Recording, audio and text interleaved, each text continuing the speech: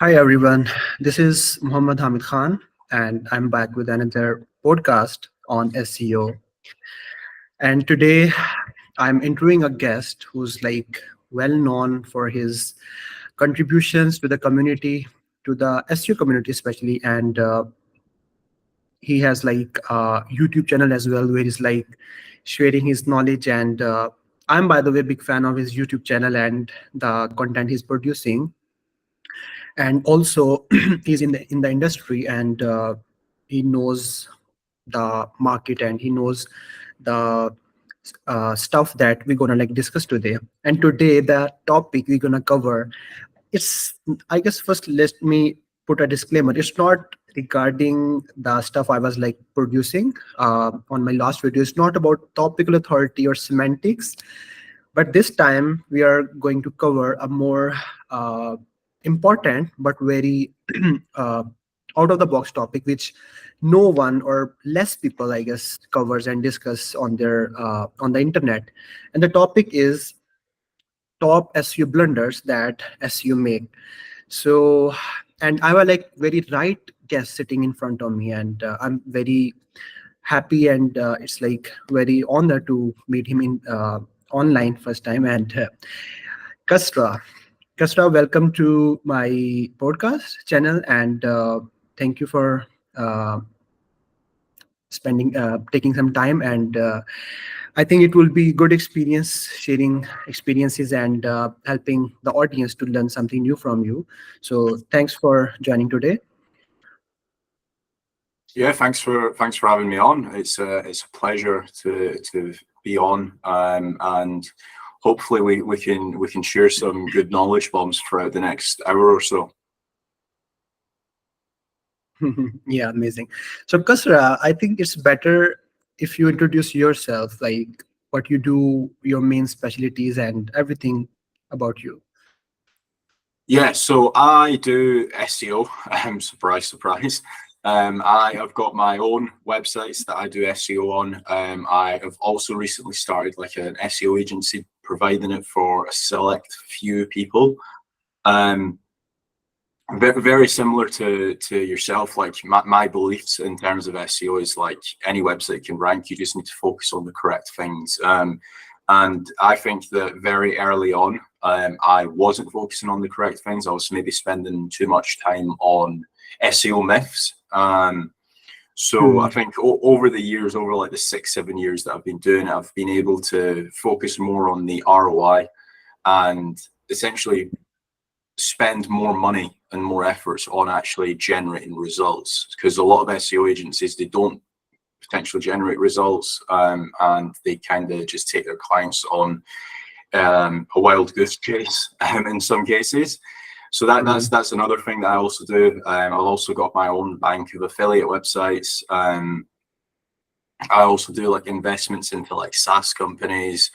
Hmm. So yeah, there's a lot of things that I actually do, but I'm probably most known for like a lot of the SEO testing that I provide. So like all the talks that I've been doing, all the conferences, the podcasts that I've done, the YouTube channel, and yeah, I think that's probably a good roundup of everything that I do.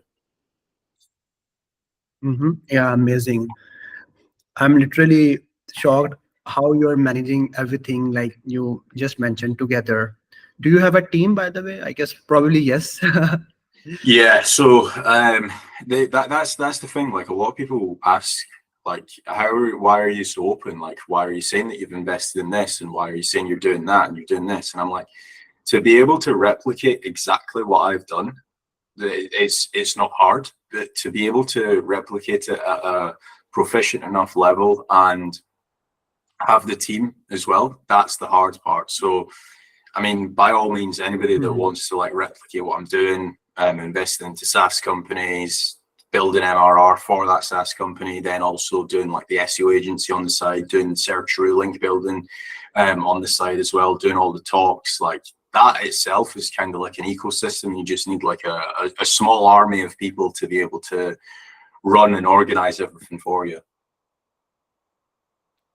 Yeah, yeah, great, great. And first question. My first question is like very interesting for me at least. Okay, and maybe for the audience as well. What is your main specialty out of everything? Is it like management or what do you name it? My main speciality is probably breaking websites.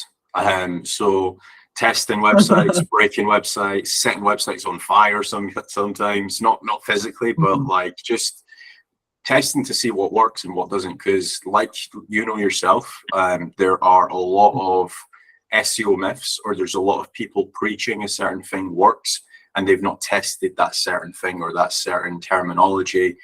Mhm. And that's kind of like where I come in. Like that's what I'm probably mainly known for in the SEO industry. Like I get a lot of hate for it, but if I test something Mhm. and the test results is counter to what somebody else is saying, I will call them out for it. Mhm. Yeah, I like it by the way personally, and I'm also into some testing. By the way, I was running some affiliate sites a couple of years ago, and like 10 to 15 sites, and I sold like 3 to 4 sites because they were like making some profit or getting some traffic. But my rest of site literally they were be they were like literally hit by Google, right? Because I was doing the same kind of crappy content and copying what everyone is like writing the reviews from the same website. Everyone is like copying. So there was like literally no uniqueness. So that literally, for example, shifted my approach. And I that's why I like started learning the search engines, like how they work, and that's why I'm kind of involved in this topical authority or semantics right now. So Hmm. with the mention of semantic essay, I would like to ask, I've seen by the way you met Koray as well, so and you interviewed him I guess couple of times. One was like 45 minutes podcast long conversation, really helpful by the way. You did it. I appreciate it for that. And like 5 minutes for creating a topical map, that also Yeah. great content. So how was the overall experience, and what do you think about Corey as a person and as an, for example, expert? Yeah, there's very few people that I would say this about, but I would trust Corey with my life because he's just like such a nice guy. Um, like I'm originally from Iran, and there's a lot of like similarities in his culture and in like Iranian culture. So like when we were in Dubai, um, we went to like an Iranian restaurant, and we both had like a great time. I'm certain at some point I will be in Turkey. He's just recently announced like a private mastermind in September, which I can't make because I'll be in Philippines, unfortunately. But yeah, Mhm. Corey is like he is like one person that if there's an algorithm update, he's probably like one of the first people that I will speak to, because we both have a lot of testing data. Like I can share a lot of testing data to him, he can share a lot of testing data to me. And yeah, there's a lot of things like I'll speak to him like maybe not on like a daily basis, but on like maybe a weekly basis. Like I'll message him like saying like, oh hey, how you doing? He'll message me back. So yeah, like for the amount of efforts that what Corey does, he probably doesn't get enough respect. Like he's one of the only people that I know of anyway that's probably read every single Google patent. Um, and although he gets a lot of hate in the actual SEO industry, like a lot of people say that he's overcomplicating things or he doesn't explain things well. Like SEO isn't simple. Like you know yourself, like SEO semantics, NLPs, writing content briefs, doing internal linking. That's like try explaining that to like the average human, and they will literally switch off. And that's essentially what Corey is trying to do. He's trying to educate people on the importance of semantic SEO, topical authority, and a lot of people don't get it. And I kind of get the people that don't get it because in a lot of industries, you might not need what Corey's actually talking about. But in the harder industries, like if you're trying to rank in gambling, if you're trying to rank in hosting, CBD, any of those industries, you definitely should be following like what Corey is preaching because it definitely does work. But on the counter argument to that is if, say, for example, you're a plumbing business in Wyoming, Would you need to semantic SEO and topical authority and everything else? Probably not. You could probably throw up like a 25-page website and you're probably going to start ranking fairly quickly. So I can see both sides of the spectrum. I have a lot of respect for Koray. So yeah, like I think, to be honest, I think the SEO industry probably need more people like Koray. Amazing. You literally, I guess, one of the best definitions of Korea I've heard. And by the way, it's really, really nice, by the way. And again, I'm inspired by his framework. I'm inspired by his work. Like, uh, and like you mentioned, people are like complaining about the jargons or technicalities in his framework, like the glossary he introduced.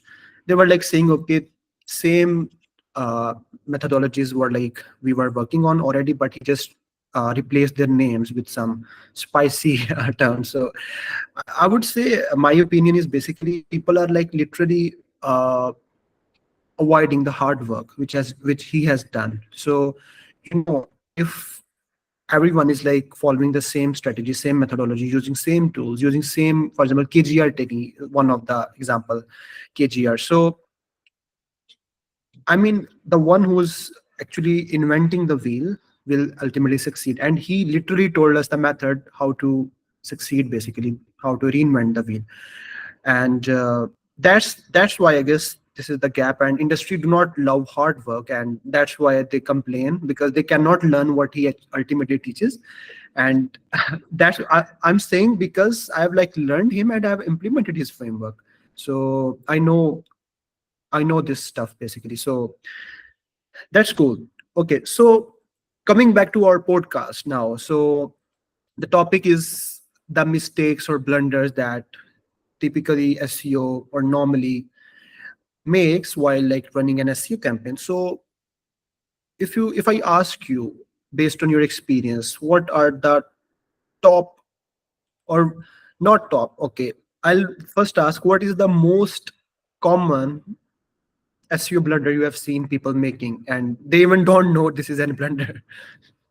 Do you know what? I'll start off with a mistake that I recently done within like maybe like the last 2 years. So we actually had like a website being redesigned. So like the website was live, and then we actually were redesigning the website on like a staging URL. And the staging URL we made certain to like set as no index. But then once we actually transferred the actual dummy website to the live website, we forgot to untick that. And I'm certain that it's not just like me that's done that in the past, right? Like there's got to be other website owners that have done that. So I think that's fairly common. But away from like that, that's kind of like a basic one. But another thing that I see a lot of people talk about is like core web vitals. Like, how quick does my website need to be? Does it need to be 100, 100, 100? And it's like, no, because it's like you take a look at like a lot of websites, and even like, for example, the likes of New York Times and like the UK, you've got like the Sun, Daily Mail and stuff like that. It's just plastered with ads, and those websites just rank. So making certain that you're actually focusing on like the correct ranking factors, like core web vitals, I would push that down to like maybe being like in the last category of something that I would worry about. The one caveat to all of this is like, I'm not trying to say go and build slow websites, because that's not the case. But like, if your website is like, it takes less than 2 seconds to load, then you're good. Like you don't need like a super quick website. It's not going to do you any favors. But on the counter argument to that is, if you've got like an e-commerce store and you're uploading images from like DSLR, let's say, and it's like a 6 megabyte image, that's going to definitely have a negative ranking factor to your website. So focusing on the correct ranking factors definitely helps. Again, same goes with like schema, right? Like if say, for example, you're position 5, adding schema ain't going to jump you up to position 1. Google already likes your website. You just might need more topical authority, or you might just need more links through to your website, and then you're going to see the results. So just mainly focusing on like the correct ranking factors is, or the more, maybe not the correct ranking factors, but the more important ranking factors. Mm-hmm. Yeah, that's correct. By the way, I also like can back your point. Based on my experience, this is what people are doing. Uh, Actually, if I just summarize it, basically they focus on quantity over quality. They think that if they publish more pages, if they add more links, if they add more keywords, or if they for example add more headings, they will be like ranking, or if they build more backlinks for a search engine. I guess it's not about more, or because if there's more, they will be spending more cost to understand what your website is saying in order to satisfy the users of search engine. So quality is something that you publish less, but the quality is more high. I guess this is according to my experience what I think. Yeah. Yeah, for sure. There's every website should be focusing on like quality content, quality links, and just an overall quality website. And Mhm. that's not to say that you should spend like 15 hours writing one article, Mhm. because you're never going to get anywhere, right? It is like it's hyper competitive SEO at the end of the day. Like if I'm uploading 10 articles a week and you're only uploading 5, it's going to take double the amount of time for you to get the same results as I am. Mhm. So just bear that in mind when it does come to SEO. Like even though we're saying do quality content, do quality links, you can always re-optimize the content 5 months down the line. Like a lot of people are afraid to publish an article because they're like, it's not scoring 100 out of 100 on Surfer or Phrase or whatever. It's like, come on, like right now you're at 0 out of 100 because you've not even published that article. So just get the article live. And if we need to re-optimize that article, we can further down the line. It's not just like you press upload and you can never like edit the article again. There's articles on some of my websites where we've re-edited like 30 times over like a 1 year period.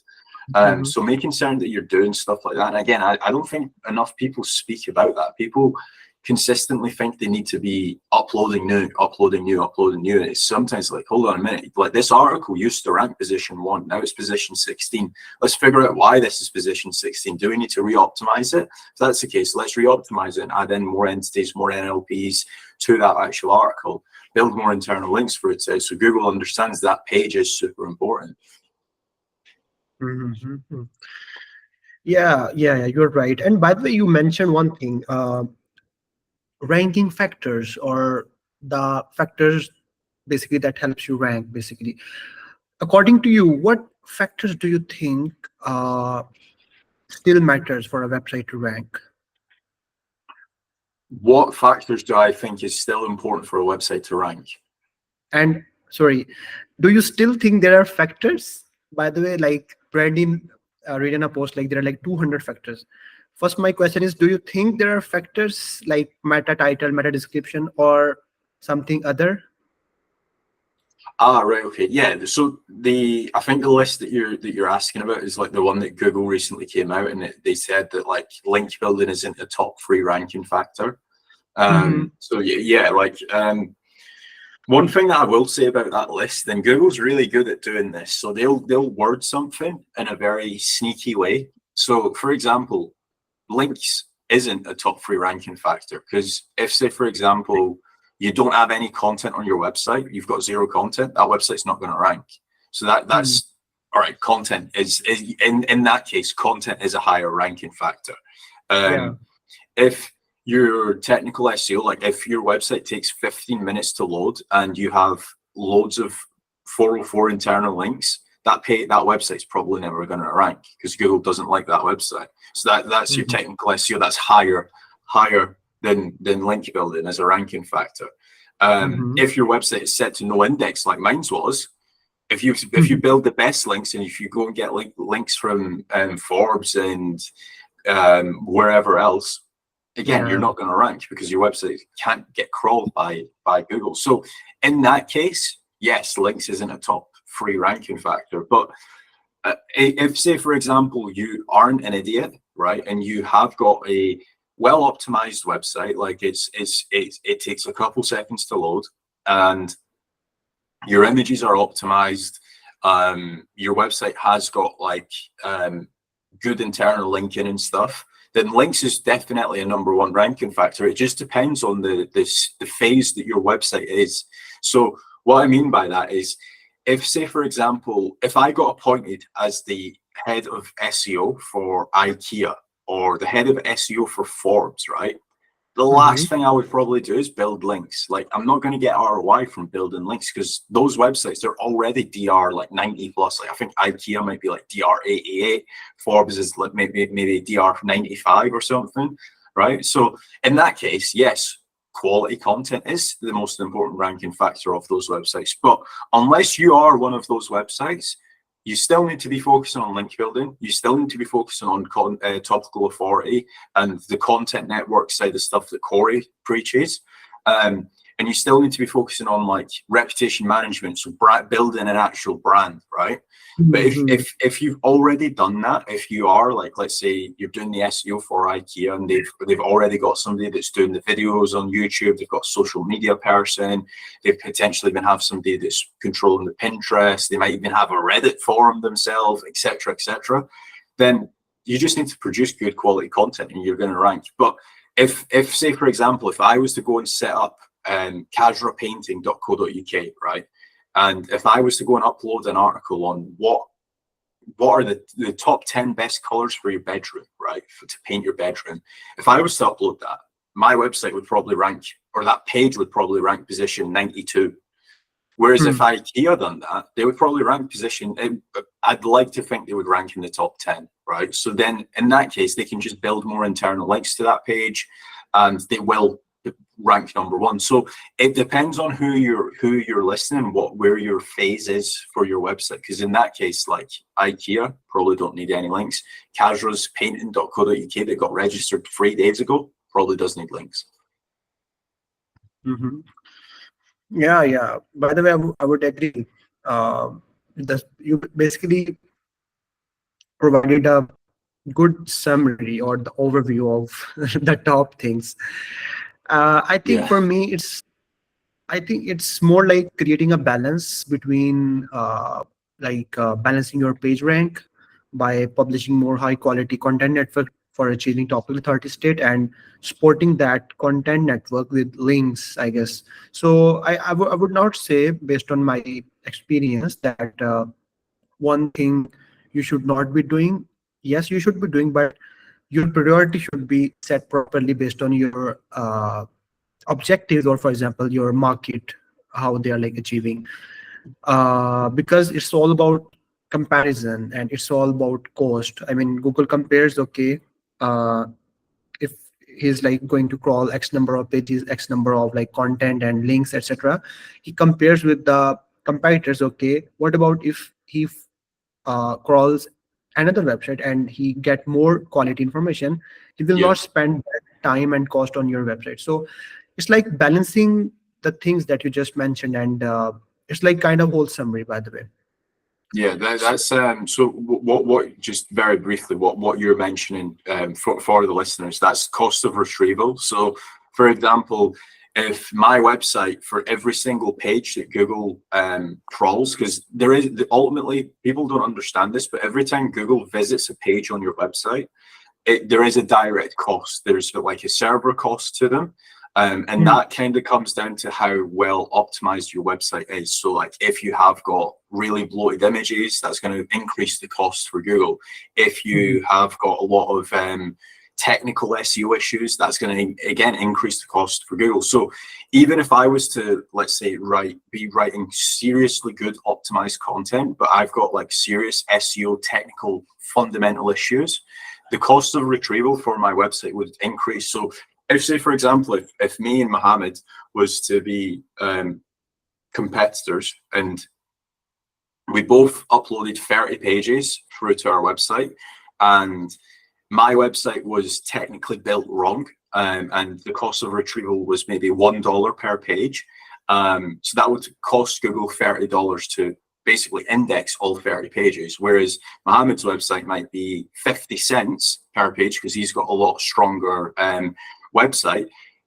In that case, it would be $15 for Google to crawl and index all of the pages. So that's another thing to bear in mind when you are building out a website. It's it can get a little bit tricky, but again, if you've got like a well-built website and it's on strong foundations, you probably don't need to worry about some of that stuff. But again, just bear that in mind when you guys are scaling out your websites.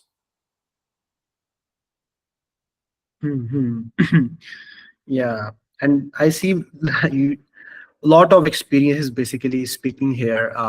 It's like about testing. Like you mentioned, it's not about like you create your first website or you do SEO for one website and you can know everything, right? You need to be failed, and you need to fail again, and then uh, not even give up, and then come back with stronger strategy. So regarding strategy, by the way, I have a question. Let's start with some basic things. Like, first of all, I guess strategy is like the main component that someone will do in order to run an SEO campaign.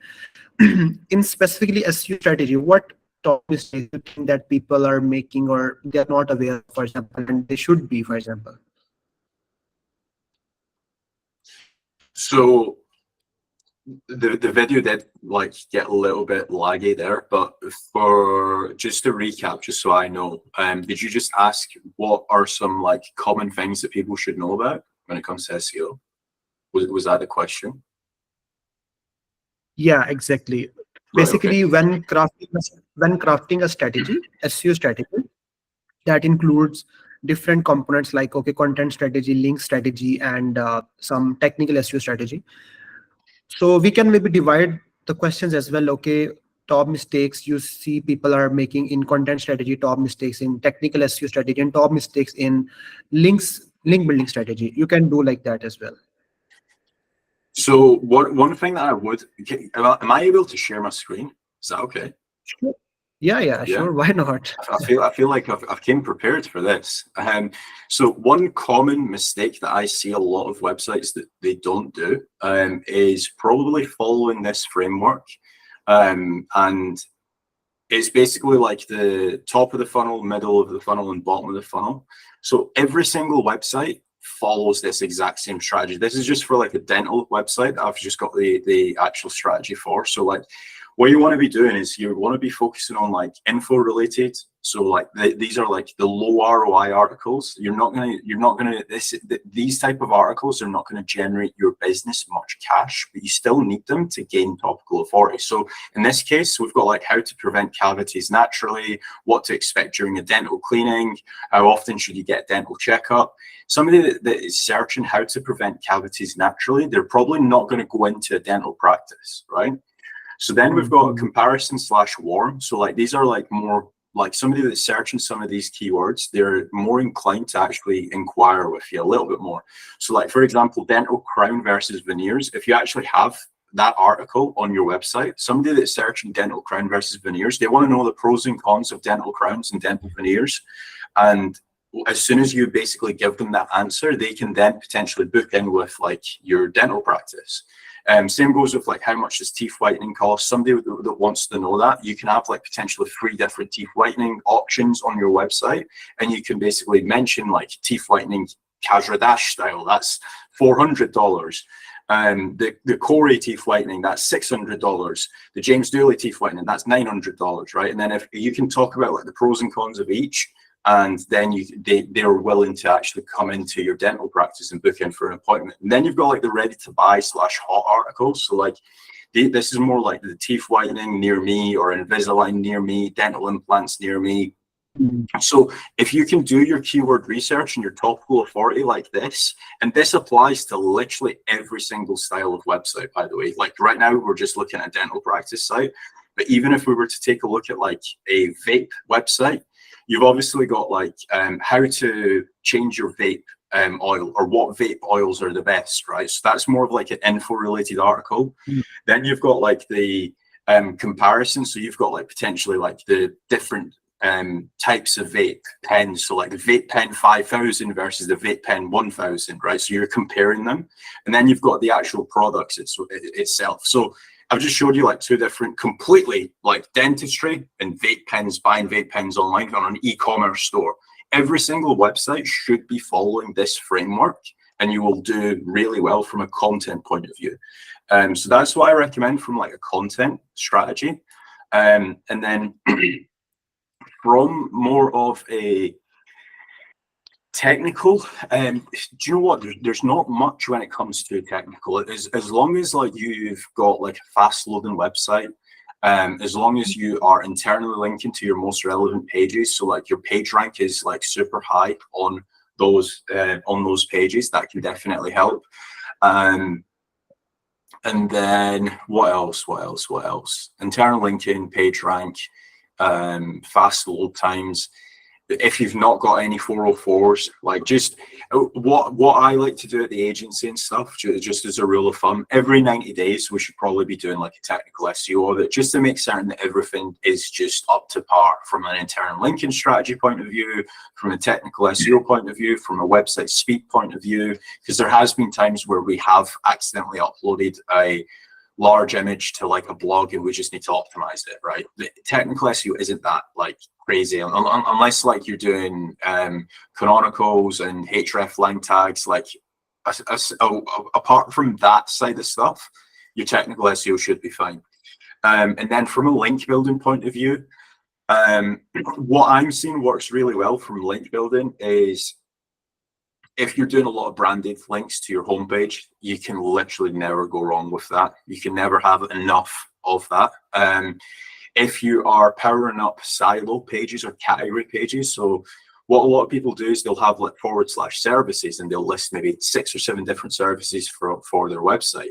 Or they might have / blog, and they might have 30 or 40 different blogs for that website. If you can build links to the / blog URL, or build links to the / services URL, and then have good internal linking to all of your services, or have good internal linking to all of your blogs, you then don't need to necessarily build 30 links for each 30 different blogs, right? You can just build like, let's say 10 links to your blog section, and that's going to power up all of your blog articles. And if you're uploading consistently to your blog section, that's going to essentially build more power and trust through to every single blog that you upload, or every single service that you upload as well. So doing that definitely helps.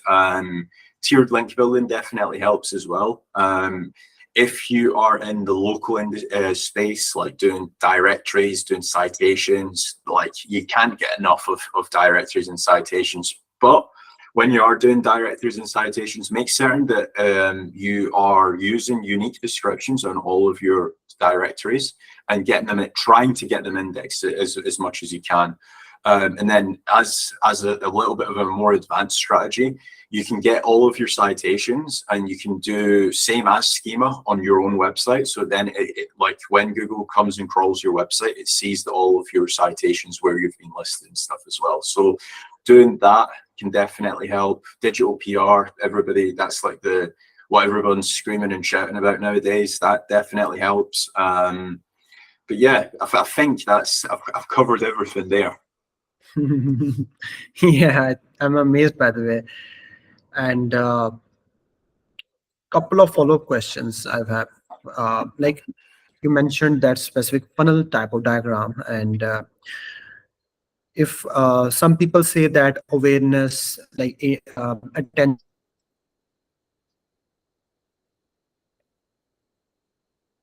awareness, interest, desire, action, kind of that model some people are saying, or top,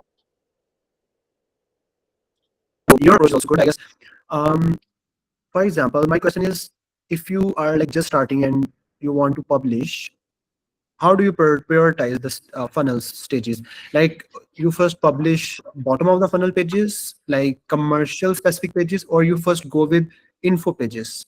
So I go with like ready to buy hot articles. Again, like I might not publish every single one just yet. But let's say, for example, if we were going to focus on dental implants or teeth whitening, right? I would publish like maybe those 2 or 3 to begin with. and then I would start to work it back that way. So if I've published dental implants as my first article, I would then start to do the cold articles that then internally link back up to that service. I would then start to do like the comparisons or like the warm style articles, and then start internally linking that back that way. Again, there's not really a right or wrong. Like, a lot of people think that this is a science. It comes down to how frequently you're going to publish. Like, if you're going to publish one article a month, then you're probably not going to get really far. But if you're publishing, like, let's say 25, 30 articles within that first month, and it's going to be all hyper specific about teeth whitening, then it just makes sense to get the ready to buy, like the hot article up, and then just start internally linking from all of your blog articles and all of your comparison style pages as well, or your warm articles. Nice. And regarding content strategy, first people do topic research or keyword research simply, and there's some certain process like people are following. Some people go to straight away tools like SEMrush, Ahrefs, or Keyword Planner. They figure out the search patterns, and they figure out the specific combinations and group keywords together, cluster them together, and create pages based on parent, child, etc., etc. For example, based on your approach, if I ask, like, which specific factors you consider? For example, do you prefer volume, or do you think just, for example, if some topics are very foundational topics, um, when considering a specific entity around which your business is operating, for example, dental services, or for example, dentist, right? Dentist is an entity. Topics like, okay, if how to get dental treatment. If, for example, this topic has no volume, but yes, this is very important to cover as a page, do you prioritize volume, or do you still cover the prominent definitions, topics like that, like this as well? So again, this is kind of like a two-edged sword. Some people would prefer others. Some people prefer search volume. I just like to figure out, like, what do my customer base want on that website. Like, what I'm trying to do is become the Wikipedia base for that industry, whether it's law firms, whether it's dentistry, whether it's vape pens. I just don't want somebody to leave my website. So if it means that I'm uploading an article and it gets zero search volume, but it gets a lot of internal link traffic, so like there's people that are like, oh, actually this article, I want to read this, and it's a visit from another page within my website, I wouldn't get rid of that page, even though that it gets zero searches, zero search volume and stuff like that on Google, because it's providing a good experience for people that are landing on my website. Yeah. Okay. And do you think for every website link building is a necessity, or for some niches you recommend link building? You can definitely rank without links. It just takes longer. So there's, again, a lot of people think they need like millions of backlinks. They'll look at like their top 3 competitors and they're like, right, okay, my top 3 competitors all have an average of 100 referring domains or 100 referring backlinks or whatever. I need to get 100 referring backlinks. And it's not actually the case. Like, what you typically find is a lot of links are zero valued, or a lot of links are ignored by Google, or they just don't push the needle, or they're guest post farms, or potentially they're even negative SEO links. Once you actually start looking at the actual links that do push the needle, you'll very quickly realize out of that 100 backlinks that your competitors have, you probably might only need 60 or 50. You might not need as many as what you actually think you need. So that's the biggest thing. And again, like we've done a lot of testing at Searcher as well, where we've looked at a lot of links and we've realized that a lot of links don't actually pass any power. A lot of links actually have a negative impact. So you could have like 10 really good links and one bad backlink, and that one bad backlink has a negative impact on the 10 good links that you had. So there's a lot of like testing that we do like with stuff like that. But to answer your question, not every single website needs links, but again, if there's some form of competition, you're probably going to want to do some form of link building. Or if you want to make it harder for your competitors to rank, so like let's say for example there's zero competition for a service or a product you want to sell right now, but you want to stay there for like the next 10 years, or maybe not the next 10 years, but the next 5 years, you just want to do some link building. So you're kind of essentially building that moat around your website. So it's going to be very hard for other people to replicate what you've just done. Hmm. Okay, so for example, my website is like writing on supplements, like protein supplement, etc., for bodybuilding, and I have published like 30 pages by following the semantic framework, and uh, all linked together around a specific entity within a subject by connecting different attributes, verbs, behaviors, contexts, terms, etc. And my 30 pages looked very fine, but I'm thinking, or I'm just analyzing the competition as well. And I've seen sites like Healthline, WebMD, or or Mayo Clinic. They are like literally dominating for each of the query, right? Or group of queries. So I like figured out, okay, I need to build links. Without links, I cannot succeed, even if it's like I published thousands of pages, right? But how can I figure out what type of links or what type of strategy do I need to succeed in link building? So one strategy that you just can't go wrong with is tiered link building. So like even if you were to go and get like a do follow DR75 or DR80 or something, a lot of people think that that's enough to actually rank, and it's not actually the case. So making certain that you are doing tiered link building, so any of like the links that you're getting, which or which you would consider as being like a good link, if you can actually build links through to those links, that can definitely help, because ultimately you're just passing more page rank through to your actual main website. So again, in the supplement space, that is pretty difficult. Like it's kind of like I would consider that as being like in terms of like it's probably up there with like CBD space, finance sector, Yeah. something like that is super important. So doing stuff like that can definitely help. Doing more brand building style links, that can definitely help as well. So doing like power posts, so making certain that your brand is being mentioned on other websites.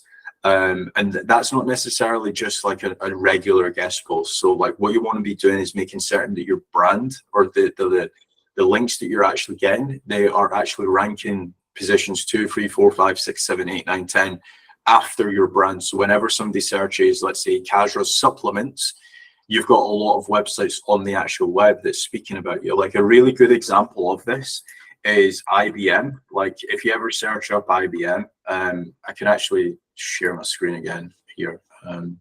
Yeah, why not? If I just share my screen.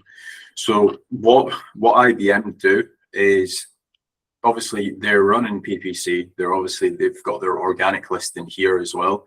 But then they've got like a Wikipedia page. Now, in some cases, you might not be able to get a Wikipedia page. They've got a LinkedIn profile.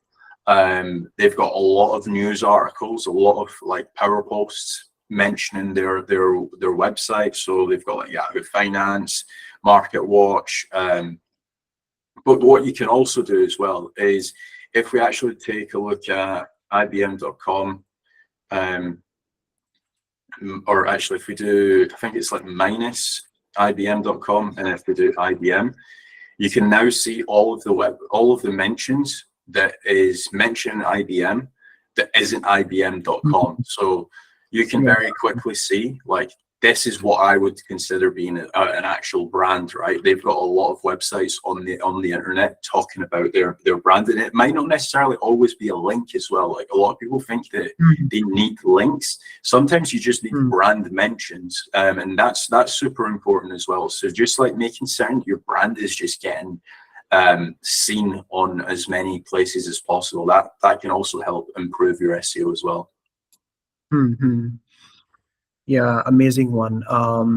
Brand building, I guess this is, I would consider one of the top thing that people are missing out.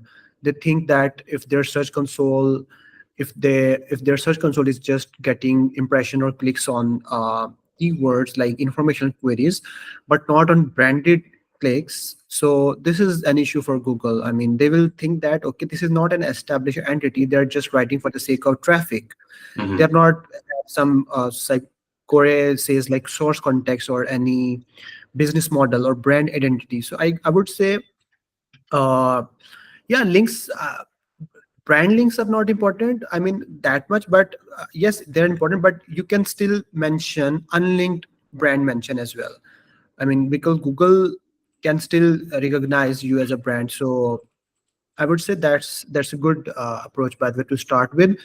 And as you can be like start building brand first instead of just building links for like There's what one thing to mention as well is like there's a lot of directory websites that you're well aware of, and some of the yeah, directory websites, they never like link out. They just mention like 10 brands, like the best dentists in Miami or the best lawyers in Orlando, whatever the case is, right? yeah. And they never mention, or sorry, they never link out to the actual brand. But just by being seen on those websites along with your other competitors, like let's say you're a new pool cleaning company in Miami, right? Hmm. Let's say Kasra and Mohammed's poolcleaning.com, right?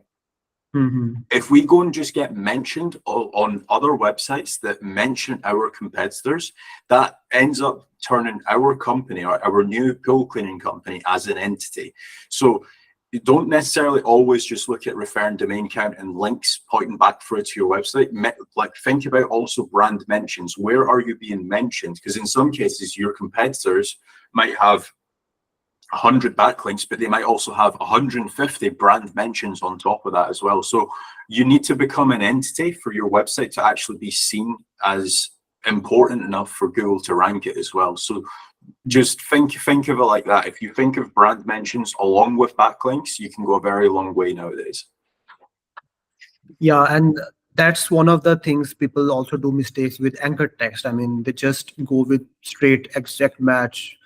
They don't Yeah. care about a basically Google want to read the context, understand the context. It's not about using the exact topic every time. So this is one of the blunder I've also seen.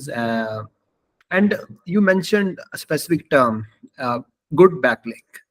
According to you, what is the definition of a good backlink?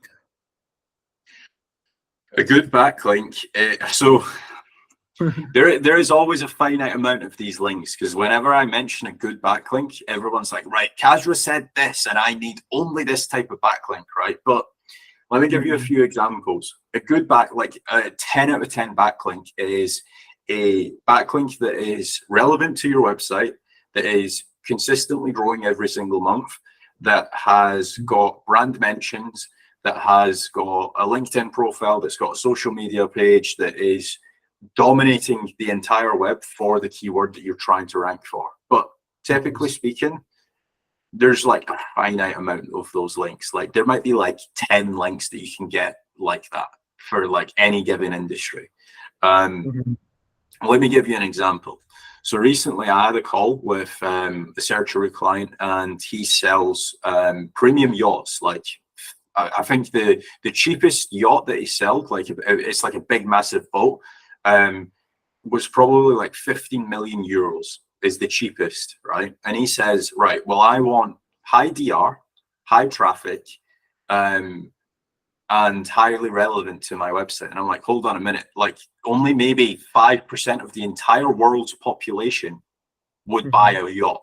So how many searches do you think that would probably get? Like it's literally like close to like maybe 500 searches a month for that, for the seed keyword that he's trying to rank for. It's nothing in comparison to like some of the other industries that we work in.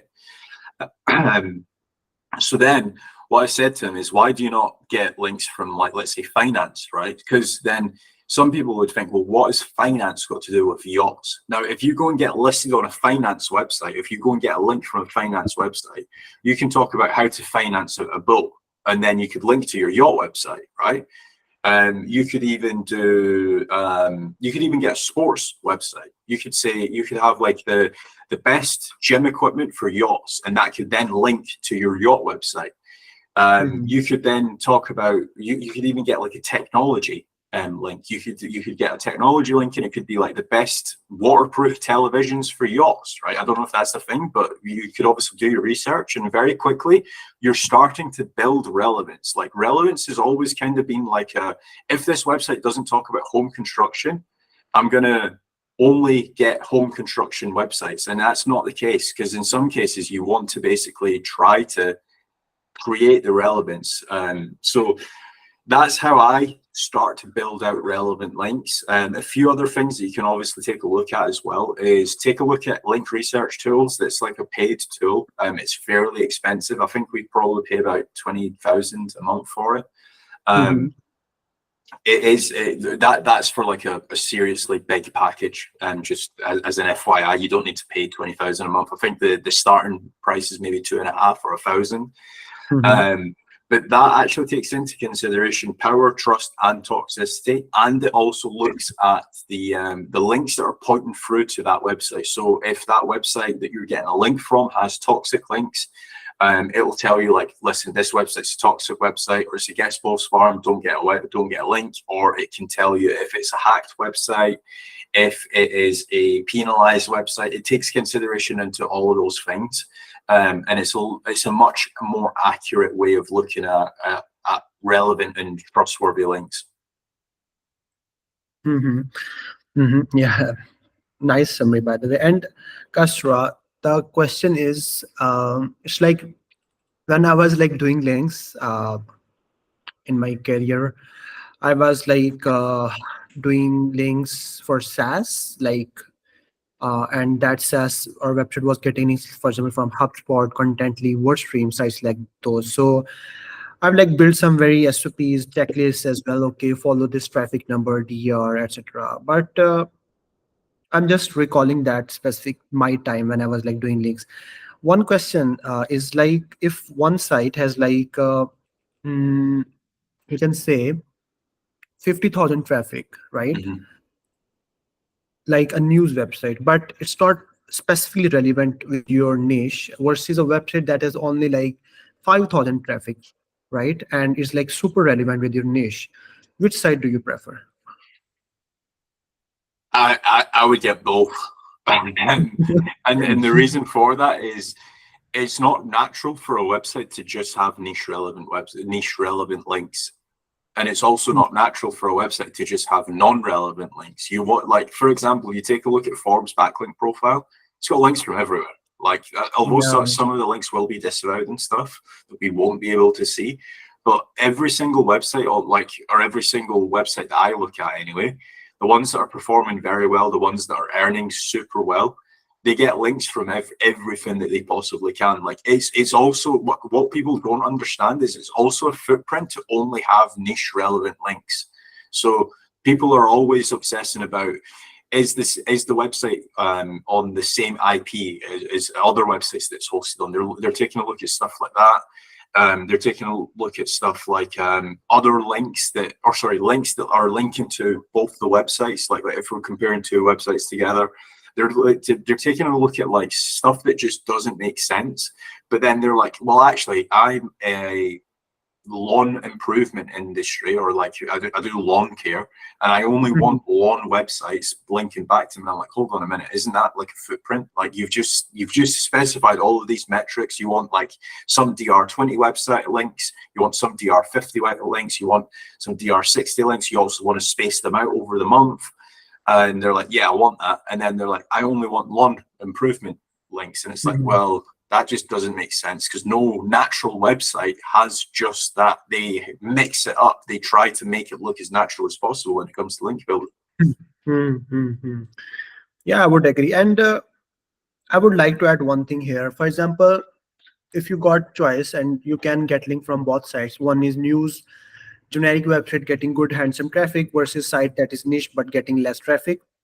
What I will do normally, if I have control over anchor text and type of link that I can get from my site, I'll do get brand anchor text link from the news site, because that kind of site Google thinking as a media publisher or magazine type site, like Huffington Post, Forbes, for example. And the niche relevant site, I'll get link on specific keyword focus anchor text. Yeah. This is, I think, could be, I mean, it's like link building is not very definitive thing. For example, like kind of checklist, for example, you can say like that. It's based on you decide the strategy for each website depending upon how they, what type of content is already there. You do the analysis first, then you come up with your anchor, with your article, for example, with your topic idea, with your template, like how you pitch them, for example. And this is how I think it should be. But you can maybe tell more on this. Um, and by the way, one thing I would also add here, like when choosing a site, some people ignores the linking, the ratio between linked versus referring domains.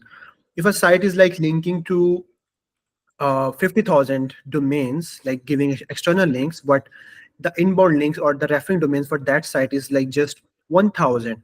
So 50,000 versus 1,000, one site is, and another site is like uh, external links are like 30,000, or maybe you can say 10,000, but the referring domains are like 5,000, which means that website, one website which has like more link domains, which means that's selling links, or Google can see that, okay, it's like linking out to everyone without any threshold or quality control.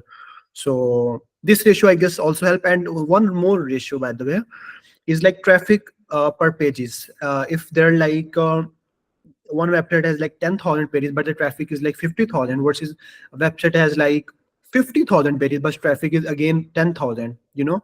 So it calculates like how many pages the site has and how many traffic the site, organic traffic site, is getting. So I guess these things can also maybe help you to uh, choose between multiple websites. Yeah, definitely. There are certain caveats to that. Like for example, YouTube. Like everybody links out from their YouTube descriptions and stuff. So I mean, it is like a really good rule of thumb. What like some of the things that you've mentioned though. So I think that if you're spending so much time and stuff on link building, it's probably just better to outsource it. Mhm. Because what a lot of people don't understand is there is a direct cost of reaching out to that website. You need like the tools, you need Pitchbox, you need to be vetting the links, so you need Ahrefs. Mhm. You also need fresh emails to be able to reach out to all the website owners and stuff. And there's a direct cost involved in that. You need to be warming up your emails.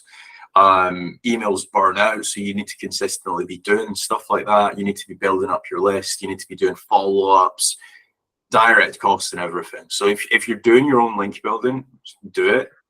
If you are thinking about getting to start doing your own link building, probably don't do it, because it's a very, very vigorous task on building up your own list of website owners that actually accept guest posts. It's Mhm. can be very time consuming as well. You need to obviously then start paying the people, like whether it's via PayPal or potentially you set up like a strategy. Like one strategy that worked very well for us, that is we would give out free infographics through to websites, and they would essentially then link back through to our website. So that is another way of essentially acquiring links. But if you're trying to do it yourself, just probably hire an expert, because a lot of the things that we've just mentioned, it's probably going to be a lot easier, and then they're going to vet out all of the links, and you're not needing to worry if that link is Mhm. penalized or whatever else. Mhm. Amazing. And the conversation is, by the way, going very super exciting for me, and maybe hopefully for the audience as well. And just a couple of questions I would love to ask, and then maybe we can go to another, I mean, part two if audience demand for this podcast series. So I mean, since we are talking about links or backlinks, you know, editorial outreach or digital PR, this is, I Mhm. guess, most toughest thing I've like encountered. And I was like literally was like figured out many ways, you know, guest post, editorial links. Okay, so if I ask you from scratch, right, if there's like you have like no traffic, no authority website, and no kind of that thing, but you still want high quality digital PR links, how you would go for this? If I wanted high digital PR links, I didn't want to hire an agency to do it. Is that the question? I mean, for example, you're a link building expert, for example, for 1 minute, right? And Mhm. I mean, just for this specific, you the goal is to get high quality digital PR links for the same website, for example, supplements. How would you find or approach or outreach those websites, and overall the step by step approach you would take, for example? So for digital PR, you've got like tools like Prowly. You have got Prowly, Muckrack, and there is a third one that I can't remember the name of. Prowly versus Muckrack. Oh, Cision as well. Cision's the third one. So you could sign up to any one of those. Hmm. And what I typically like to do, and again, I'm not like an expert when it comes to digital PR. I'm just going to lay down like how I've been taught it. There's definitely better ways to do this, but from my experience, or from what I've been taught on digital PR, is you want to essentially create something that is like super catching. So for example, like Ferry, he uses the example of what he done one for a injury lawyer, and basically what he basically done was he got every single state in the US, or you could do this for every single town in the UK, and he gathered the data to say which top 3 locations where it is safest to be like a cyclist, and the top 3 most dangerous places to be a cyclist. So for example, I don't know which towns it was, but let's say London, it's super dangerous because it's overcrowded. Birmingham, it's super dangerous because again there's a lot of traffic, and Manchester because there's no cycle routes, right? I've just made that up, right? But then you've got the 3 best locations, and it might be like Bristol because there isn't as much traffic and there's loads of cycling routes. It might be Edinburgh because it's like a really nice scenic route, and in the main town there isn't as much taxis and buses and stuff. And the next town might be like Glasgow, right? So he gathered the data from all of like the top 50 locations to cycle in, or the top 50 states to cycle in America, or like the top, I don't know, 60 towns in the UK to cycle in. And then he basically pitched that out to all of the journalists, and they love that type of stuff. If you can do like statistical style or data analysis, people also call it data analysis, like PR, that can work very well. There's also like hyper reactive PR as well, where like, for example, if you know that there is like Valentine's coming up, and you are selling supplements, you can potentially say like, here are the top 10 products that you should get your partner if they are a gym goer, right? So you can essentially try and pitch that to Mhm. journalists. Mhm. Again, I'm not an expert when it comes to digital PR. This is just basically what I've been taught over like the years and stuff. And the strategy you mentioned, experts are following the strategy. Yeah, so it's one of the best, I guess, to have on the list when starting digital PR or starting link building campaign. And I would say people are like focusing on multiple types. They like started like Harrow, they like doing a lot of types. I mean, instead of like getting your hand dirty in multiple stuff, just focus on one, crack that one thing, to figure that out, scale that up. I would say this is how you should. But again, it's also about, like, the objective is to create high quality links, and I would say digital PR is like one of the best channels, and Harrow is also, but it's like very tricky. Harrow. So Yeah, okay. definitely. Like the free tools that I mentioned as well. Like I mentioned Prowly, I mentioned Muckrack, and I mentioned Cision. They're like kind of databases for journalists. So you Hmm. basically like log into one of those tools, and they've got like a list of like, I don't know, 10,000 journalists. You can put in like a certain keyword, so like supplements, let's say, and then it will only show you publishers that have like published about supplements, or about, let's say, ChatGPT or whatever you're trying to pitch within the past like 60 days. So when you're pitching your actual study to them, when you're emailing them, you're only emailing relevant journalists as well. That's another thing where people kind of mess up, where they just email, like, I don't know, finance journalists, when they're actually trying to get links Yeah. for supplements. And a finance Yeah. journalist will just look at your article and be like, this isn't what I publish. Hmm. Yeah, that's fine. And okay, so one last question, and I guess this is important for us to cover this. And the question is, what is the top advice or the best advice you want to give to someone who is like struggling with SEO campaign or just going to launch an SEO campaign? What are the mistakes you want them to avoid, for example? Yeah. Yeah. I would probably say build out a test website, because I think that's like really important.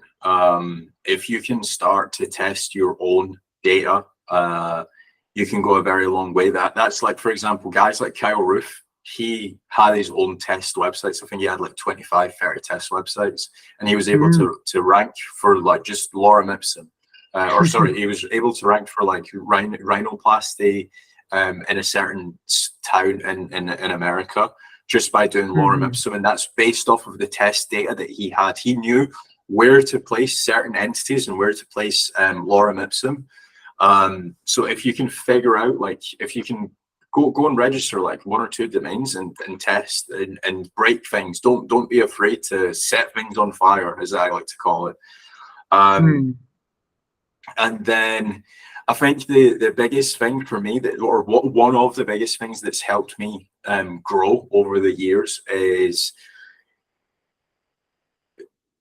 like going to networking events, but going to the right ones. So like, a lot of people think that if they attend like 5 or 6 conferences, they're going to learn a lot of things. Now, don't get me wrong, conferences are great, but going to masterminds, they're probably even better. So like, if you can go to, like, for example, that's one of the main reasons why I set up the masterminders. I set that group up, and there was like 60 people that turned up to the mastermind in Saigon that I held. I'm holding another one in Chiang Mai. So guys like Koray are going to be there. Guys like James Dooley, Kyle Roof, Julian Goldie, they're all going to be there. And the sole purpose of that is being able to sit down with a group of people for like 4 or 5 hours. So like, there's going to be 60 people, but it's going to be groups of like, let's say 6 or 7 people. And you can just sit down and you can tell them like what you are struggling with, whether it's like you're struggling to scale out a supplement website, whether you are not that active when it comes to link building. There's going to be somebody in that group that can essentially help you come up with a plan for your website, and you can walk out of that mastermind thinking, right, okay, I know what to do, because I've spoke to people that have built tens of thousands of links, or they've uploaded hundreds of thousands of content through to their website, so you can get a direct answer. So I think that testing is super important when it comes to SEO, and networking and also masterminding is super important. And the third thing that I would probably say is just taking action. A lot of people think that just by listening to this podcast, they're doing something, and it's not the case. I think if there's one thing that I want from anybody that's listening to this podcast, is go and take action on one thing that I've spoke about, whether it's link building, whether it is semantic SEO, topical authority, whether it's just registering that first domain and actually starting to publish articles on it. Not many people are a lot of people are scared to just publish articles. People forget that there's a delete button. So if you do end up messing something up, you can always delete an article. So yeah. Yeah, I think I would also go for same, by the way. Networking for me is like really important. Like sitting with experts, like-minded people, to figure out, you basically get the whole experience of their journeys within few hours, for example. Um, and I also missed many masterminds and conferences, but I think I should be doing it, because uh, I've seen some speaker notes from the conferences and masterminds. I've seen, okay. And also all the top guys around the world basically go there and connects and definitely share their ideas, by the way. Yeah. So I would say it's like one of the best, but still testing and improving over time, not start as a perfect, but make it perfect later. I guess that's also my top priority list. And by the way, are you coming in Turkey this year? The host that's or Koray will I host. am not, no. So I'm going to be in Philippines for that, unfortunately. Yeah, I'm fairly certain it lands on the exact same date that I'm going to be speaking in the Philippines, but I'm certain that there's going to be more Koray masterminds and stuff. So I'll definitely be attending one of those for sure. Mhm. Yeah, yeah. Good luck for that. And Kasra, where people can follow you. Yeah, so you can find me on YouTube, search Kasra Dash. You can head over to my website, kasradash.com, or you can find me on LinkedIn. I'm not that active on Twitter right now. I might be active by the time this video goes out, but for now, I'm not that active on Twitter. But yeah, YouTube, kasradash.com, or on LinkedIn. All right, all right. So I guess that's it, Kasra. And one last time, I would like to thank you for sharing this stage and sharing your insights and experiences. Mm, Today, I guess it's like one of the best podcasts I have did and I've ever done, and covered a lot of interesting stuff. Topical authority we covered links as well, and we covered some compound effect, how to connect these two things that no one ever talks about. So that's cool, I guess. And thank you for having me. Yeah, Thanks for joining. perfect. Thanks for having me. Thank you for inviting me to the podcast, and it's been a pleasure. All right, all right.